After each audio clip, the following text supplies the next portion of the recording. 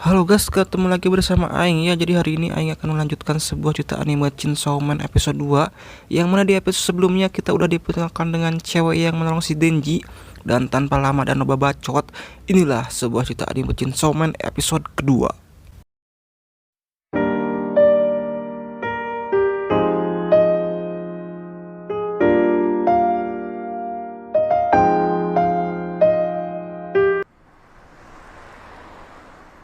Cerita berlanjut setelah pertemuan Denji dan Makima. Denji pun ajak Makima untuk makan. Satu Makima yang bersikap baik dan wajahnya yang cantik membuat Denji jatuh cinta pada Makima. おっとデンジ君大 Lalu Denji mengatakan ketika dirinya berubah menjadi iblis gergajinya yang keluar selalu melukai dirinya, yang membuatnya merasa kesakitan dan merasa sedikit anemia. Denji juga bercerita bagaimana dirinya bisa berubah menjadi manusia dan iblis secara bergantian. Kemudian Makima mengatakan jika kasus yang terjadi pada Denji sangatlah jarang, bahkan belum ada nama untuk manusia yang bisa berubah menjadi iblis secara bergantian. Singkat cerita, Denji dan Makima makan bersama, dan saat itu juga Denji bertanya apakah ada tipe pria yang Makima sukai. Makima pun menjawab jika dirinya menyukai orang yang seperti Denji. 俺じゃん。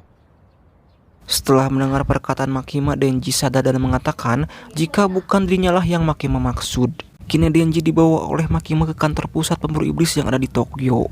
Lalu Denji pun masuk ke dalam kantor tersebut, dan setelah tiba di ruangan kerjanya Makima, di sini Makima memberi Denji sebuah seragam dan memberitahu jika Denji akan segera bertemu dengan rekan sesama pemburu iblis. Kemudian setelah Denji selesai memakai seragam dan kembali ke ruangan kerja Makima, tiba-tiba muncul sosok pria dengan rambut diikat yang membawa katana, dan pria itu bernama Aki Hayakawa. Aki sendiri diketahui sudah bekerja sebagai pemburu iblis selama 3 tahun. Setelah itu Makima menyuruh Denji dan Aki untuk pergi bekerja sama. Di sini Denji terlihat menolak, yang kemudian Denji mempertanyakan bukankah dirinya akan bekerja dengan Makima.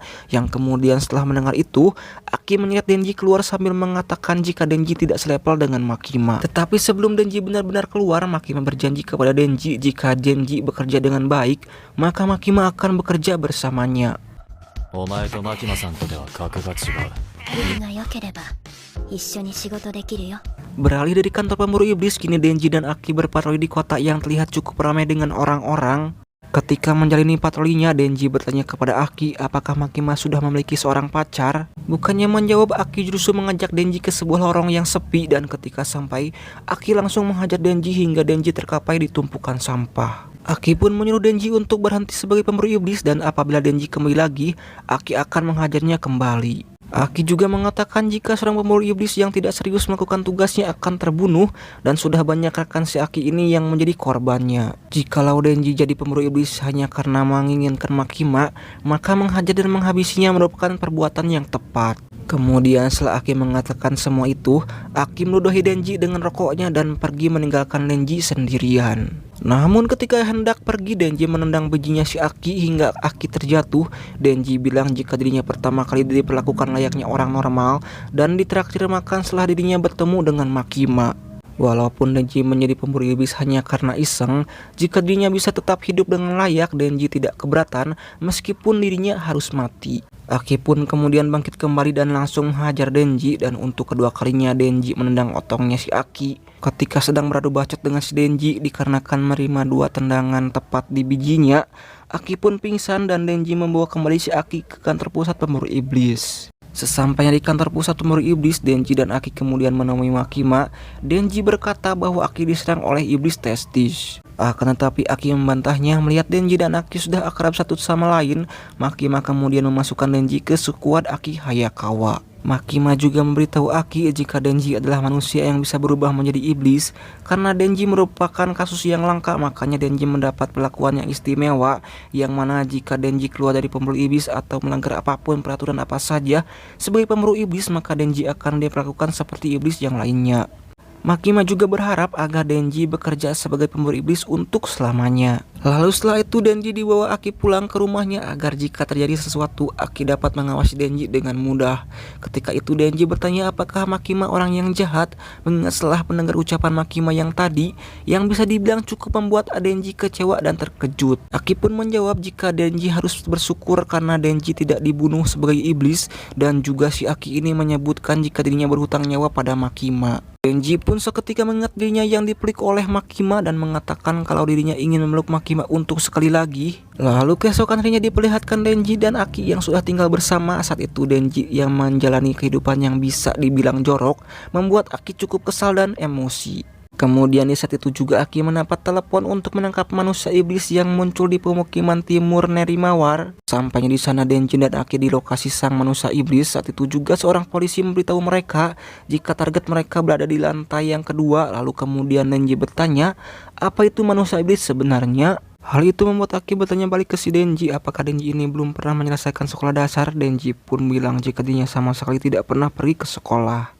Setelah itu Aki pun menjelaskan kalau manusia iblis adalah iblis yang mengambil alih mayat manusia, yang menjadi ciri khas iblis terletak pada bentuk kepalanya. Manusia iblis juga mempunyai kepribadian yang sama seperti iblis itu sendiri. Lalu setelah sampai di lokasi manusia iblis, Aki pun menyuruh Denji untuk membunuh si manusia iblis menggunakan kekuatan iblisnya agar Aki bisa menilai apakah Denji bisa berguna atau tidak. Lalu Denji pun membunuh si manusia iblis hanya dengan satu tebasan kapaknya saja, yang membuat Aki bertanya mengapa Denji tidak memakai kekuatan iblisnya. Denji pun menjawab jika dirinya berubah rasanya terlalu merepotkan bagi Denji, serta agar mengurangi rasa sakit yang diterima si manusia iblis.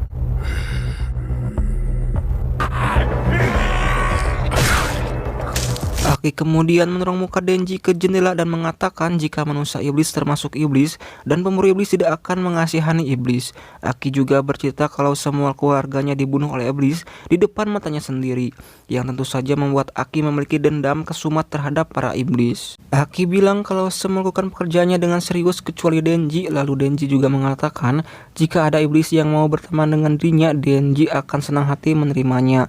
Mendengar perkataan Denji tentu saja membuat Aki marah, yang kemudian dirinya meninggalkan Denji sendirian. Yang ternyata alasan sebenarnya Denji membunuh si manusia iblis tanpa menggunakan kekuatannya karena Denji enggak mau ada bercak darah yang mengotori majalah dewasa yang ada di sana. Terlepas dari itu semua, di sini juga diperlihatkan Denji yang seolah berbicara pada Pochita.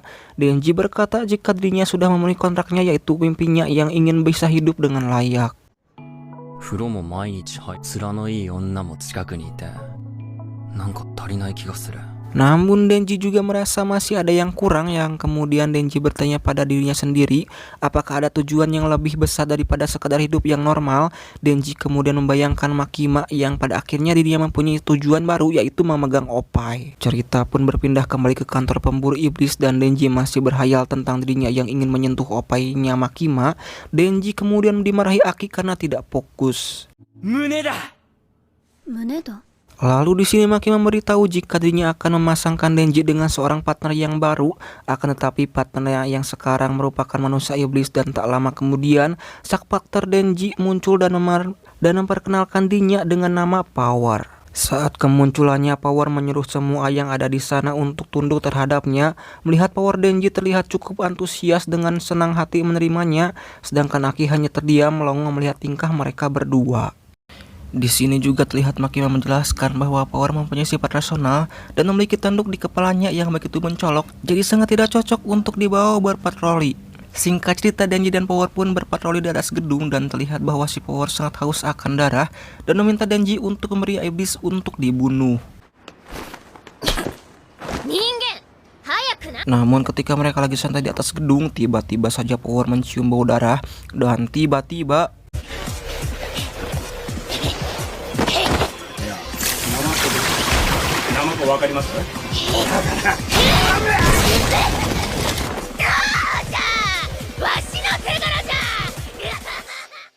yaitu lalu cerita anime Chainsaw Man episode 2. Mungkin sampai di sini dulu untuk cerita kali ini. Jika ada kata-kata mutiara bisa ditulis di kolom komentar. Sampai ketemu lagi di episode selanjutnya. Nuhun.